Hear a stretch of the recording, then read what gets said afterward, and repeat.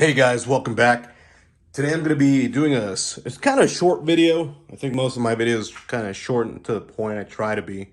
Um, but it's pretty much to make a router table on a budget and maybe something more specific to your needs. You're gonna go on YouTube and you're gonna find a bunch of them where these guys are making real intricate ones. But maybe for your shop, your garage, you're not needing those complicated, complex ones.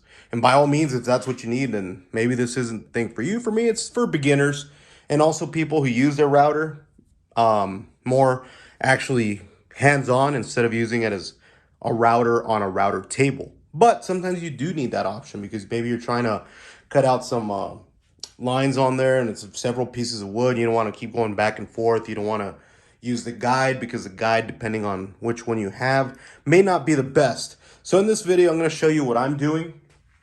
Here at home, I have the Skill plunge router. Mine came with the fixed and the plunge. And I have this table. I've had it for a while. It's a little workshop table. It folds up. Well, it used to fold up nice, closed off. And you'd be able to, it had two of these with your holes there for you to be able to put in the plugs and stuff. And then open and close. I never really found myself using it very much. So recently, I've been using my router a little bit more to make some cuts and stuff like that into wood, just with some of the projects I'm working on. So I started thinking, well, I need a router table, but they're expensive, rightfully so. But every once in a while, maybe I could use on a table without having to buy one. So I started looking at some of the videos, but for a lot of the cuts, you got to be able to do a lot of things already with your router. Whereas myself, I'm barely learning. I'm just learning how to do some of the cuts on the edges and stuff like that with the router. Now, what I did was I took off those two pieces that I mentioned that had the holes originally on that work table. I took it out. I found this piece of wood. And like I said, this is on a budget, beginner stuff. I literally took off the two boards because I used to have a gap right here. And I just found this board here in my garage, had a spare. I cut it off just so it have nice even sides on each side, front, back. And then I used the same frame and attached it to the board. And then what I did after that was actually measure.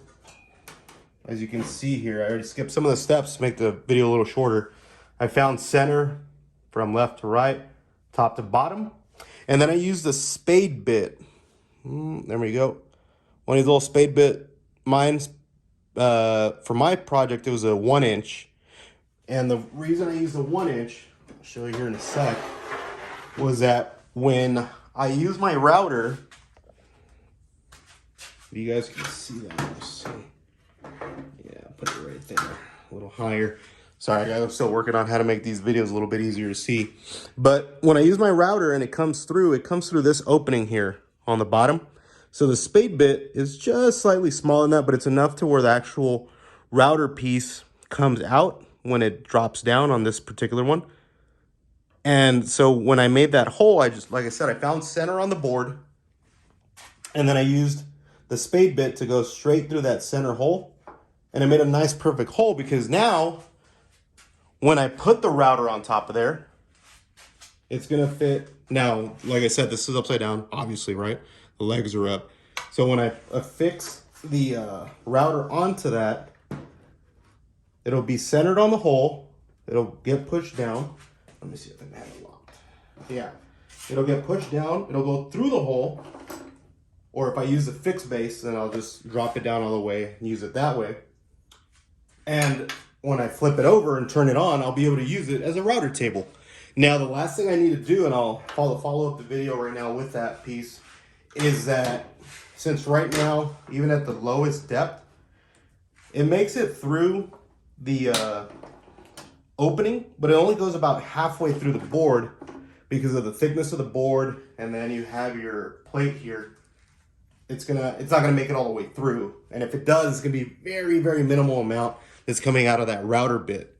So what I'm gonna do, because I already have a router, and I assume you guys would too if you're building a router table, is with the router, I made a hole. Once I put the router on there, I used the pencil and just made a hole. I'm sorry, a circle around the whole base of the plate for the router. And what I'm going to do is I'm just going to use a router bit and then get that whole area out.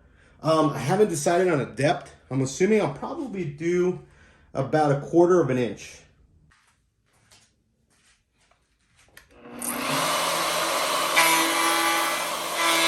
All right, guys. So I went ahead and did the 1/4 inch with the router bit, just a straight edge, and made it around. Started at the center since I already had the hole.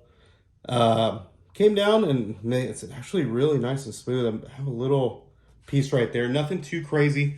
This little piece right here, probably where I went a little too wide. I'm not too sure, but I'll sand that down. Sand the edges, which they're still pretty good. I messed up here a little bit, you know, just trying to get that steady hand. Kind of takes a bit to get. And like I said, the fixed part here will sit in there. The faceplate has these screws. So if I take them out, I'll be able to place it down like this. I'll mark where those, on mine it's 3 screws that hold this plate in. I'll mark where those 3 are, put it down here, and then drill 3 screws from the top coming down. That way this is going to be affixed permanently to this, and I'll be able to switch it out from the plunge piece, take out the router itself from the plunge router portion, and then set it in here, flip the table over, and be able to use it as router table whenever I need to actually use that. Let me turn this around so you guys have a little better view there. So as you can see, I have the hole here right in the center where it's going to go through. And like I said, this is going to be something for beginners. I don't have a big shop. I'm actually in my garage that I turned into, half of it into a little shop here. So I think this is a good beginner item and also low budget, because like I said, the wood on top, it was already in my garage. I want to say I picked it up somewhere. I saw somebody giving away some free wood, and I picked that up just thinking like, oh, it's a big piece. Maybe I'll use it for something. Here we go.